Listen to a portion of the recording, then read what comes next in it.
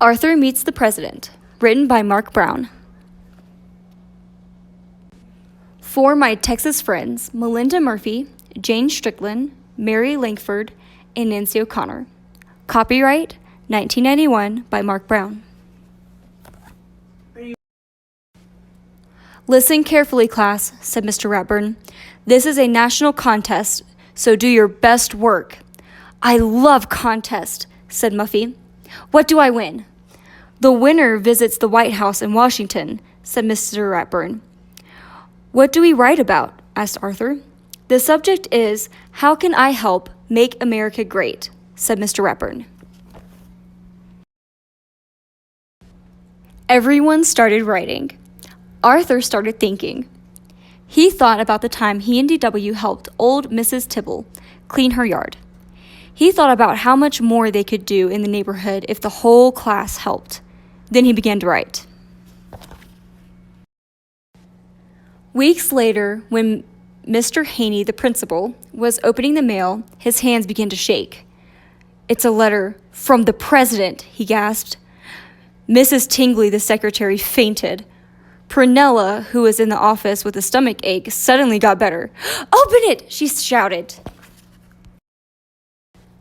Mr. Haney clicked on the PA system. Attention, everyone. The President of the United States has written to announce the winner of the How Can I Help Make America Great contest. And the winner is our very own Arthur. He and his class are invited to attend a special ceremony at the White House. Mr. Ratburn's class went wild. Congratulations, Arthur, said Mr. Ratburn. You'll have to work hard to memorize your paper so you can recite it to the president next Wednesday. Memorize? Recite? Asked Arthur. Of course, said Mr. Ratburn. We'll all be there cheering you on. You're on TV, screamed D.W. when Arthur got home. Listen! He will recite his winning essay to the president and all of America, the announcer was saying. I feel sick, said Arthur.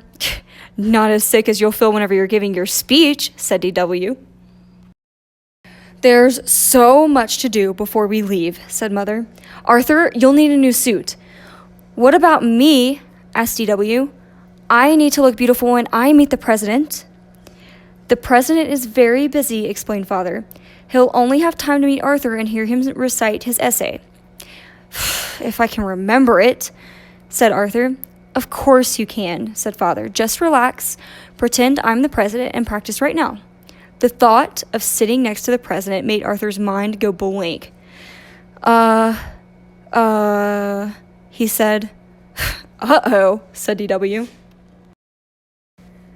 Monday at school, everyone was busy planning the trip. Oh, boy, no homework for 3 days, said Francine. Not quite, said Mr. Ratburn. Everyone groaned. Each of you will have to do a report, he explained. As we tour Washington on Wednesday, you will be our tour guides. So get to work. I will see you all at the airport tomorrow morning. Arthur tried to study his speech on the plane. Don't forget to mention me to the president for the Teacher of the Year award, said Mr. Ratburn, reminding him. Aren't you excited? Asked Buster. I'm too nervous to be excited, said Arthur. You need help, said D.W. I'll make the speech for you. I have lots of ideas about how to run the country. That night at the hotel, Arthur was too worried to sleep. What in the world are you doing? Asked Father. What if I forgot my speech and the president laughs at me? Asked Arthur. The president would never laugh at you, said Father. Why don't you write your speech on note cards and keep them in your pocket, he suggested, just in case. What a great idea, said Arthur. He felt much better. Now try not to worry and go to sleep, said Mother. The next morning, everyone met in the front of the Jefferson Memorial. Arthur, you look so handsome, said Francine. Ready to meet the president? Said Mr. Ratburn. I guess, said Arthur. He reached into his pocket to make sure the note cards were still there. Time for your reports, called Mr. Ratburn.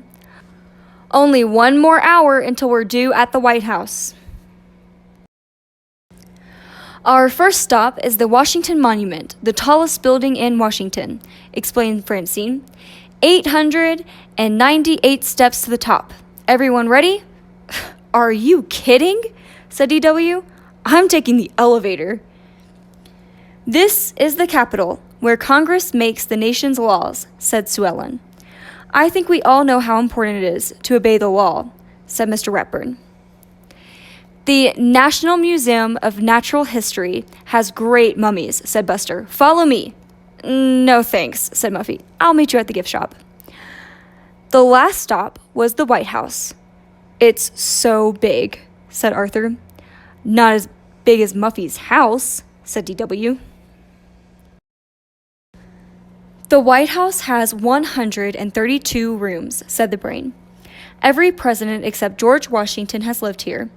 It has a barbershop, clinic, indoor pool, theater, gym, and its own library.